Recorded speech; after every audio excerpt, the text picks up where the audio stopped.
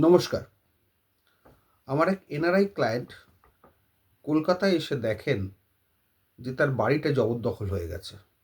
গেটে তালা পড়ে গেছে। তার যারা কেয়ারটেকার ছিল তারা নেই, তারা চলে গেছে। অন্য লোক চলে এসছে অ্যাজ এ কেয়ারটেকার, বা ভেতরে তালা দিয়ে বাইরে অন্য লোককে বসিয়ে দিয়েছে। সে দেখভালি করছে। এক্ষেত্রে কী করণীয়? আমি বললাম তাকে, এই অ্যাডভাইসটা আপনারাও জেনে নিন যারা এনআরআই আছেন বা বাইরে যারা থাকেন। ইমিডিয়েট এসে আগে রেজিস্ট্রি অফিসটা সার্চিং করুন, ইমিডিয়েট। তাতে কি রিপোর্ট পান দেখুন। যদি দেখা যায় যে কোনো জাল দলিল করে কনভেন্স করে দিয়েছে, বিক্রি করে দিয়েছে, ভাড়া দিয়ে দিয়েছে, ইমিডিয়েট সেটাকে ক্যান্সেলেশনের জন্য মামলা করুন, ডিক্লেটারি স্যুট করুন এবং ইনজাংশন চান, ম্যান্ডেটরি ইনজাংশন।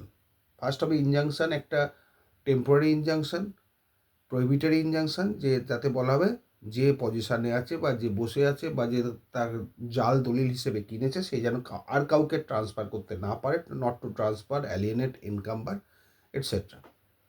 আর একটাই ওই প্লেনটাই লিখবেন ম্যান্ডেটরি ইনজাংশন, যাতে ঘরটা আপনাকে ফেরত দেওয়া হয়।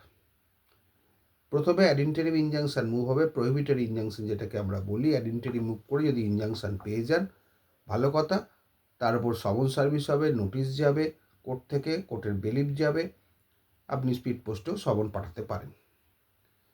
এবার এর পরের ধাপ হচ্ছে ওরা সেটাকে অপোজ করবে, অবজেকশান দেবে, যাই করুক না কেন। এর পরের ধাপ হচ্ছে আপনি একটা মামলা করবেন, যে মামলা না, এই মামলার মধ্যেই একটা ম্যান্ডেটরি ইনজাংশন চাইবেন যে মামলা চলাকালীনই আপনাকে ঘরটা ফেরত দেওয়া হোক। সেটা আদার সাইডের উপর সার্ভিস হবে। আদার সাইডকে জজ তারও বক্তব্য শোনার জন্য স্কোপ দেবে।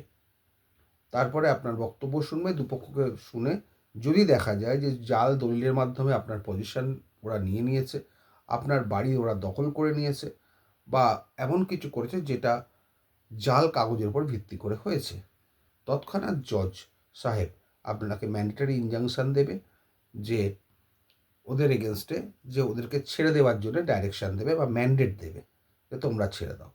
যদি না ছাড়ে তার এগেনস্টে পুলিশ হেল্পের দরখাস্ত আপনি করবেন। এই হচ্ছে প্রসিজিওর। আর ভুলেও কিন্তু ডাইরেক্ট এভিকশনের মামলা করতে যাবেন না, কারণ এভিকশনের মামলা করতে গেলে, এটা ধরুন ট্রেসপাসার্সের মামলা করবেন, প্রচুর টাকা স্ট্যাম্প ডিউটিও দিতে হবে, কোর্ট ফিস দিতে হবে, প্লাস তাকে তুলতে অসুবিধা হবে। তার থেকে বেটার আপনি ইনজাংশনের মামলা করুন। ইনজাংশনের মামলা করে ম্যান্ডেটরি ইনজাংশনের মাধ্যমে তাকে সরাবার চেষ্টা করুন বা তোলার চেষ্টা করুন। এটাই হবে বুদ্ধিমানের কাজ, সময় কম লাগবে এবং তাতে আপনাদেরও তাড়াতাড়ি মামলাটা শেষ করতে পারবেন।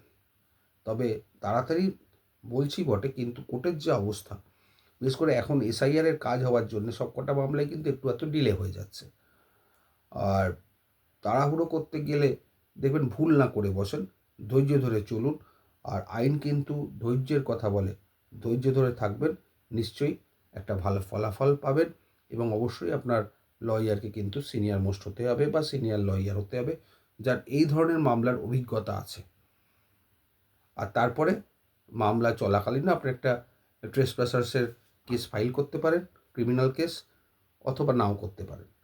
কিন্তু করে দেওয়াটা জরুরি, যে ট্রেসপাস করেছে, জাল দলিল করেছে, বিভিন্ন সেকশন আছে, সেটা কোনো ক্রিমিনাল প্র্যাকটিস যারা করে সেই লয়ারের সাহায্য নিয়ে সেই কেসটাও করে দেবেন। এই দ্বিমুখী চাপে দেখবেন ডিফেন্ডেন্ট কিন্তু অসুবিধায় পড়ে যায়, যদি না সে খুব ধনশালী প্রভাবশালী হয়।